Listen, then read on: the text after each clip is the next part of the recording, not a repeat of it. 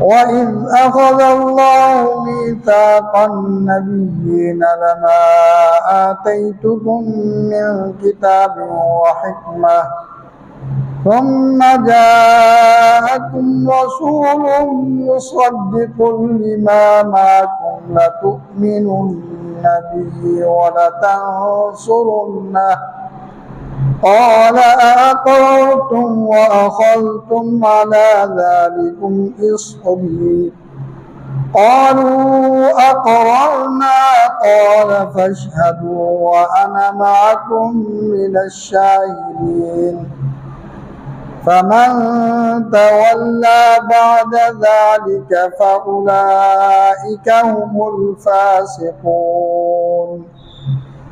وقال النبي صلى الله عليه وسلم إنما بعثت معلما صدق الله وصدق رسوله النبي الكريم اللهم صل على محمد وعلى آل محمد كما صليت على إبراهيم وعلى آل إبراهيم إنك حميد مجيد اللهم بارك على محمد وعلى آل محمد كما باركت على إبراهيم وعلى آل إبراهيم إنك حميد مجيد سبحان ربك رب العزة عما يصفون وسلام على المرسلين والحمد لله رب العالمين।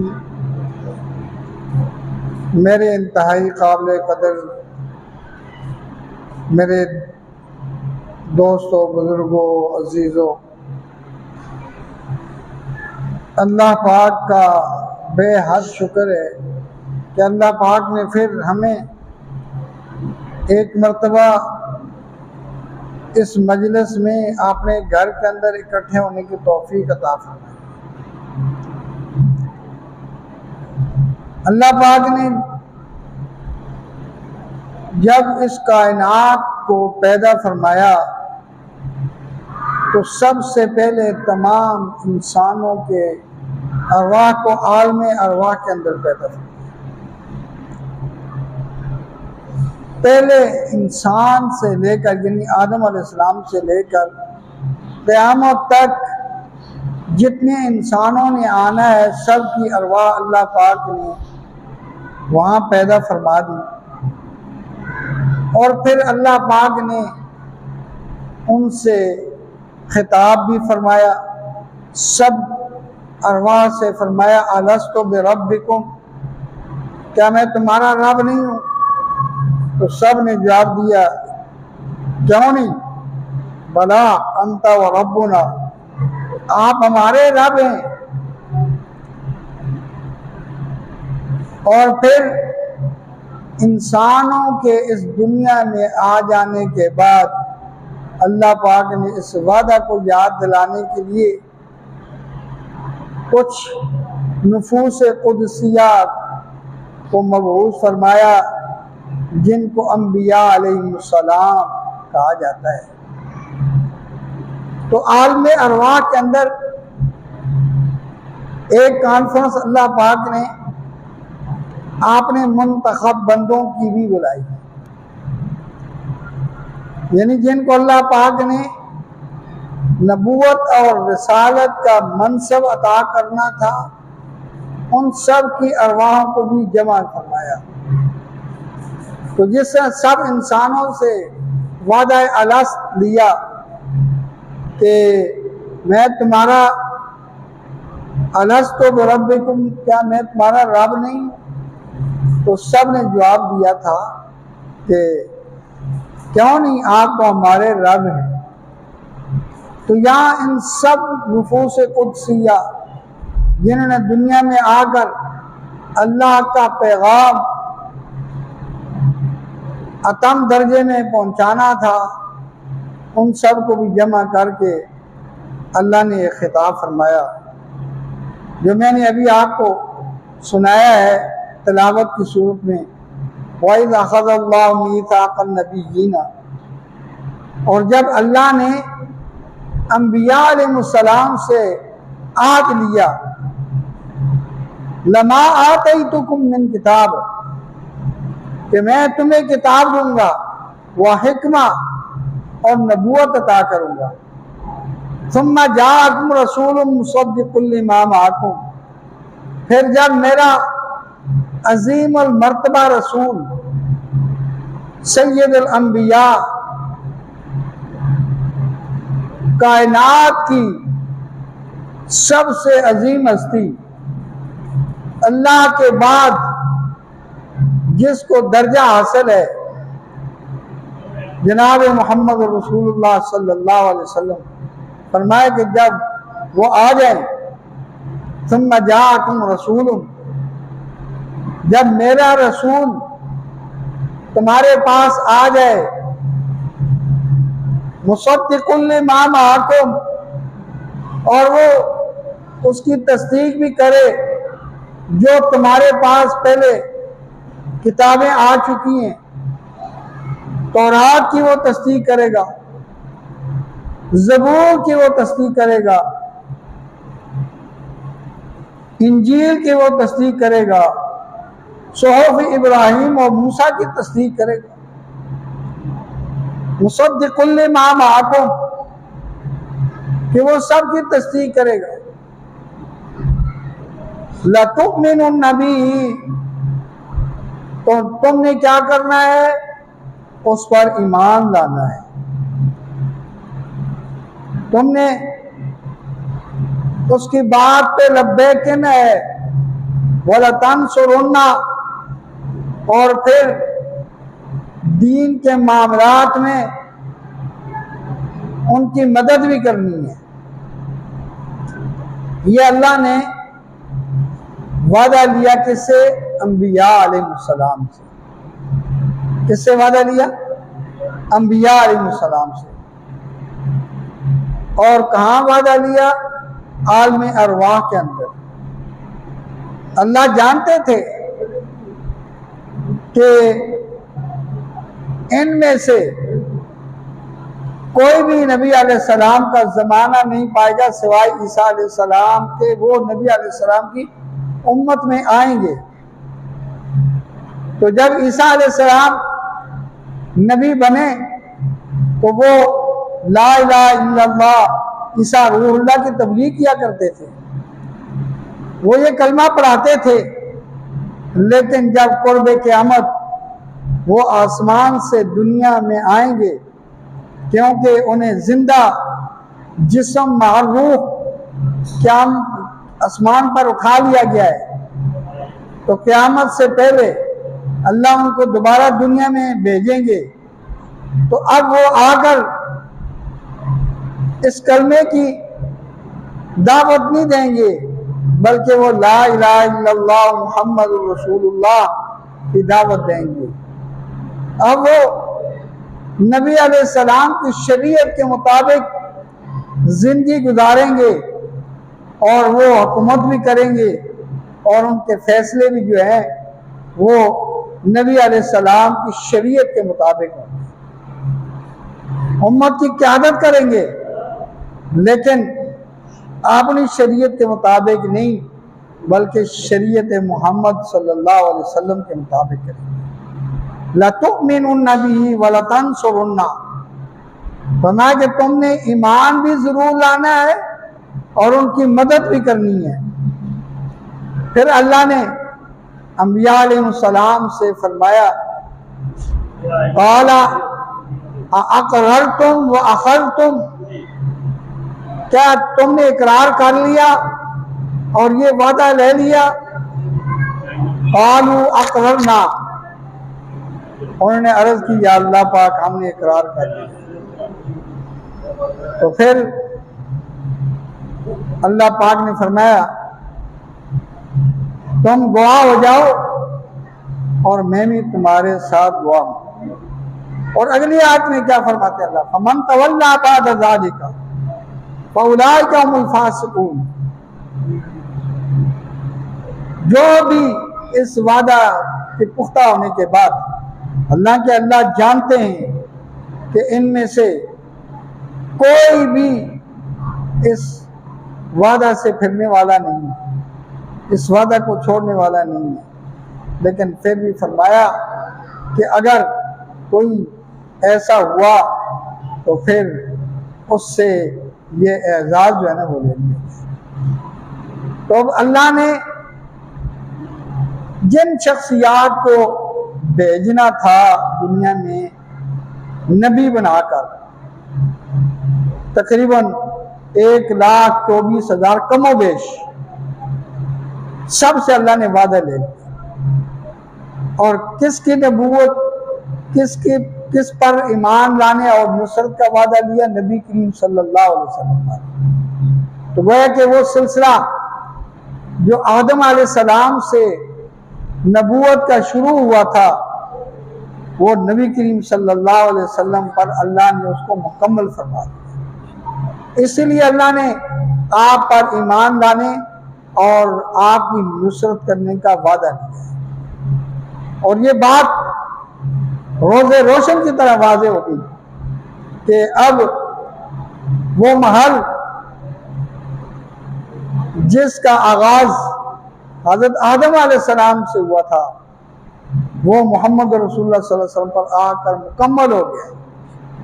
अब उसमें किसी किस्म की कोई गुंजाइश नहीं है, जिल्ली बरूजी कोई किसी किस्म की गुंजाइश नहीं है। अगर कोई नबूवत का दावा करेगा वो कज़्ज़ाब हो सकता है, दज्जाल हो सकता है, वो मखलूक का सबसे बदतरीन इंसान हो सकता है, लेकिन वो नबी नहीं हो सकता। क्योंकि नबी करीम सल्लल्लाहु अलैहि वसल्लम ने खुद फरमाया कि अगर मेरे बाद किसी को अगर नबूवत मिलती तो अल्लाह ने वो सलाहियत उमर रजी अल्लाह तआला अन्हु के अंदर रखी है। तो जब आपके बाद नबूवत है ही नहीं है तो फिर कोई और कैसे नबूवत का दावा कर सकता है? सबसे हैरत वाली बात यह है कि अल्लाह ने अकल दी है, अच्छे भले पहचान करने वाले, अकल इस्तेमाल करने वाले, लेकिन शैतान के पीछे ऐसे चले कि शैतान ने उनको ऐसा गुमराह किया कि वो शैतान के मुरीद बन गए। और उन्होंने अकल से काम भी ना लिया कि भाई नबी अलैहिस्सलाम के ऊपर तो नबूवत आकर मुकम्मल हो चुकी है, आपके बाद तो कोई नबी हो ही नहीं सकता। तो अगर कोई नबूवत का दावा करता है तो वो नबी तो नहीं है, कज़्ज़ाब है।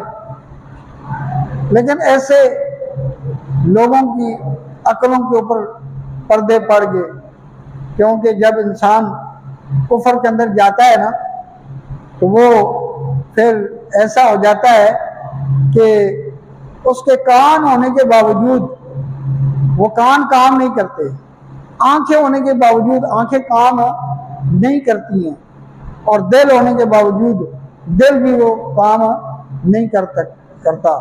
इसलिए सूरह बकरा के पहले रुकू के आखिर में फरमाया, ख़तमल्लाहु अला कुलूबिहिम व अला समइहिम व अला अबसारिहिम गिशावा, कि अल्लाह ने इनके दिलों पर मोहर लगा दी है और उनके कानों पर भी मोहर लगा दी है और इनकी आंखों पर पर्दे पड़े हुए। बज़ाहिर आपको लगेंगे बड़े समझदार हैं, लेकिन उनके दिल जो हैं वो मोहर जब्बारियत की जद में। बज़ाहिर आप देखेंगे वो सुनते भी होंगे, लेकिन वो काम की बात नहीं सुनने के लिए तैयार होंगे, दीन की बात सुनने के लिए तैयार नहीं होंगे। वज़ाहिर आपको लगेंगे कि वो बड़ा अच्छा देख रहे हैं, लेकिन वो ऐसी चीजों को देखकर इबरत नहीं पकड़ते नसीहत नहीं हासिल करते जो कि उनको करनी चाहिए। और वैसे भी जब ये लोग वारदात डालते हैं ना, तो उनको ये पता है कि ये जो गंद हमने इनके दिल और दिमाग में डालना है, अब ये जो मर्ज हम इनको लगाने लगे हैं, अब इसका इलाज जहां होना है वहां से पहले इनको मुतनफ़िर करना है। पहले ये नफरत डालेंगे कि आपने मौलवियों के पास नहीं जाना, उलमा की नफरत डालेंगे। इनको पता है कि हमने जो गंदगी इनके दिलो दिमाग में रासिख कर दी है, अब इसका इलाज यहाँ ही हो सकता है। तो कहते हैं ना हो बांस न बजे बांसुरी, ना उलमा के पास जाएंगे और ना ही इलाज होगा, क्योंकि शुबहात जो डालने हैं उनका इलाज तो उलमा नहीं करते हैं। बहरहाल अल्लाह पाक ने आलम अरवाह के अंदर ही ये बात जो है वो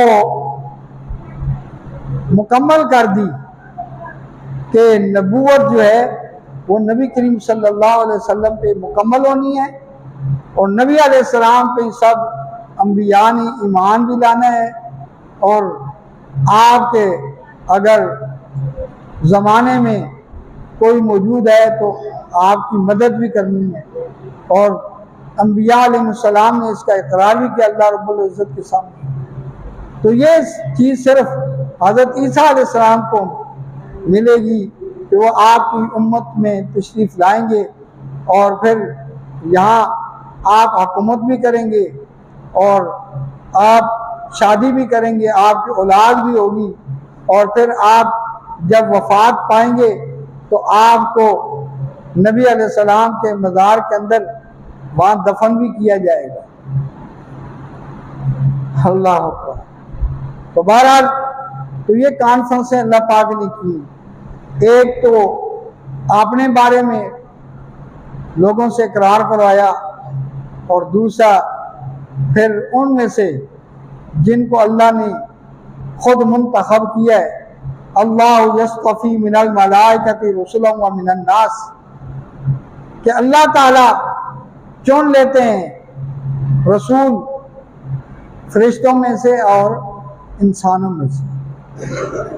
तो रसूल जो है वो या तो फरिश्तों में है, जिस तरह कि ये जो चार बड़े फरिश्ते हैं, हज़रत जिब्राईल अलैहिस्सलाम, हज़रत मिकाईल अलैहिस्सलाम, हज़रत इसराफील अलैहिस्सलाम और हज़रत इज़राईल अलैहिस्सलाम, ये रसूल हैं। और इसी तरह इंसानों के अंदर भी 313 जो हैं अल्लाह ने रसूल मबूस फरमाए, और फिर अम्बिया अलैहिस्सलाम की तादाद तो 1,24,000 कमोबेश में है, इतनी ज़्यादा है। उनमें रसूल हैं, फिर उनमें वो रसूल भी हैं जिनको अल्लाह पाक ने सबसे ऊंचा मर्तबा अता फरमाया, इनको उलुल अज़्म रसूल कहते हैं, जिनमें सर फहरिस्त हज़रत नूह अलैहिस्सलाम है, फिर इब्राहीम अलैहिस्सलाम है, मूसा अलैहिस्सलाम है, ईसा अलैहिस्सलाम है, और फिर सब के सरदार अव्वलीन व आखिरीन के सरदार जनाब मोहम्मद रसूलुल्लाह सल्लल्लाहु अलैहि वसल्लम। बहरहाल चूँकि ये आज 24 सफ़र मुज़फ़्फ़र है और आइंदा जुम्मे रबीउल अव्वल का आगाज़ हो चुका होगा, ये सीरत का सीज़न है। वैसे तो सीरत पूरा साल भी इंसान बयान करे तो आपकी सीरत ख़त्म नहीं होती है, लेकिन क्योंकि इस महीनों में सीरत का ज़्यादा चर्चा होता है, इसी पे बात की जाएगी। और ये जो महीना अभी चल रहा है जिसकी 24 तारीख है, इसका मैंने नाम दिया सफ़रुल मुज़फ़्फ़र, कामयाबी का महीना। इसके बारे में मैंने पहले भी अर्ज़ किया था कि लोगों के अंदर एक गलत चीज़ मशहूर की गई है, तेरा तेज़ी, यानी इसके पहला 13 दिन जो है ना वो बड़े ख़तरनाक होते हैं, ये होता है वो होता है। और इसी तरह ये जो परसों 26 सफ़र का तारीख आ रही है, इसके अंदर भी यहूदियों ने मुसलमानों के अंदर एक रवायत बनाकर मन गढ़त मशहूर की कि नबी अलैहिस्सलाम ने इस दिन जो है ना गुस्ल सेहत किया था और नबी अलैहिस्सलाम जो है वो चमन में गए थे, सब्ज़ादार में गए थे। तो ऐसी कोई बात नहीं है, बल्कि नबी अलैहिस्सलाम की आखिरी जो बीमारी थी, जिस बीमारी में आपकी वफ़ात हुई, उसका आगाज़ ही जो है ना वो 26 सफ़र से हुआ है। बाकी ये भी अल्लाह के पैदा करदा महीनों में एक महीना है, इसी महीने में आपने अपनी हिजरत का भी आगाज़ फरमाया है, तो इसलिए यहाँ नौसत का कोई तसव्वुर नहीं है। ऐसी बातें खैर पहले हुआ करती थी, अब तकरीबन ख़त्म हो चुकी हैं। अल्हम्दुलिल्लाह लोगों के अंदर शऊर काफ़ी पैदा हो गया है, अब ऐसी बातें नहीं हैं। और यहूद की चालें जो है ना वो भी लोग समझ चुके हैं, क्योंकि पहले दिन से जो है ना ये चालें चलते आ रहे हैं। नबी अलैहिस्सलाम की मजलिस के अंदर बैठकर आपको खिताब कैसे करते थे, जब वो सहाबा इकराम के लिए राइना कि या रसूलल्लाह हमारी रियायत कीजिए, तो ये बदबख्त आकर आपकी मतलब राइना कहते थे। अल्लाह ने इस लफ्ज़ को बदल दिया, फरमाया ला तक़ूलू राइना, ये लफ्ज़ ही आपने नहीं बोलना, वक़ूलू उन्ज़ुरना, और आपने ये कहना है उन्ज़ुरना, या रसूलल्लाह हमारी तरफ तवज्जो कीजिए। तो यूं कहें, बल्कि इससे भी फरमाया वस्माऊ, आपको ये कहने की भी जरूरत ना पेश आए, आप जो है ना तवज्जो के साथ सुना करें, तो ये कहने की भी जरूरत पेश नहीं आएगी। बहरहाल क्योंकि यहूद हमारा अज़ली दुश्मन है, शुरू से चला आ रहा है और हमेशा हमेशा के लिए ये हमारा दुश्मन है, और शैतान सबसे ज़्यादा इनसे काम करवाता है। आज भी मुसलमानों को सबसे ज़्यादा ये बदबख्त नुकसान पहुँचा रहे हैं। अल्लाह ताला से दुआ है कि अल्लाह ताला इन सब शैतानों के नुकसानात से ईमान वालों को बचाए। व आखिर दावाना अनिल हम्दुलिल्लाहि रब्बिल आलमीन।